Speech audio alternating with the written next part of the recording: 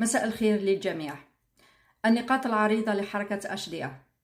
أشدية هي مبادرة سياسية مواطنية ولدت من إرادة جزائريين وجزائريات أحرار في الداخل والخارج.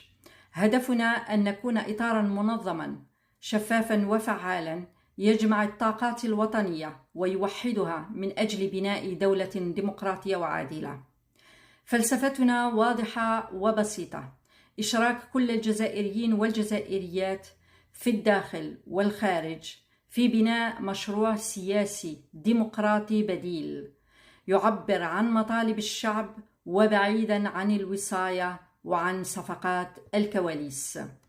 قيمنا الأساسية: السلم واللاعنف كخيار سياسي استراتيجي وحيد للنضال، الديمقراطية والحرية كأساس للدولة الجزائرية المستقبلية، العدالة والمساواة لجميع المواطنين دون إقصاء أو تمييز، الوحدة الوطنية والسيادة الشعبية فوق كل الانقسامات.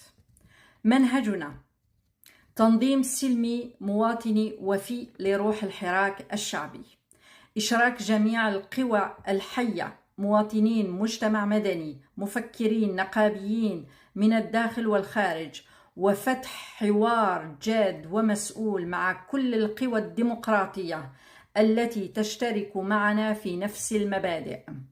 تأسيس فضاء تشاوري فعلي حول مائدة مستديرة حيث يشارك فيها الجزائريون في صياغة مشروع سياسي واضح للغد. التزامنا: تحويل نفس الحراك إلى بديل سياسي جامع وموثوق، الوفاء لروح فبراير 2019 ولقيم نوفمبر 1954 في الحرية والسيادة، عدم التحدث باسم الشعب إلا بمشاركته، وعدم صناعة قرارات فوقية دون إشراك المواطنين، المضي في النضال الديمقراطي مهما كانت التضحيات بعيداً عن المساومات والانقسامات.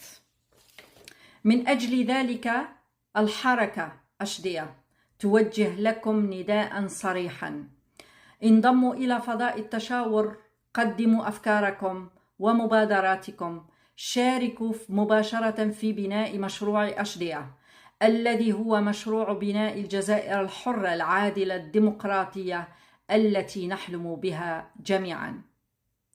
قوتنا في وحدتنا وسلاحنا في أصواتنا.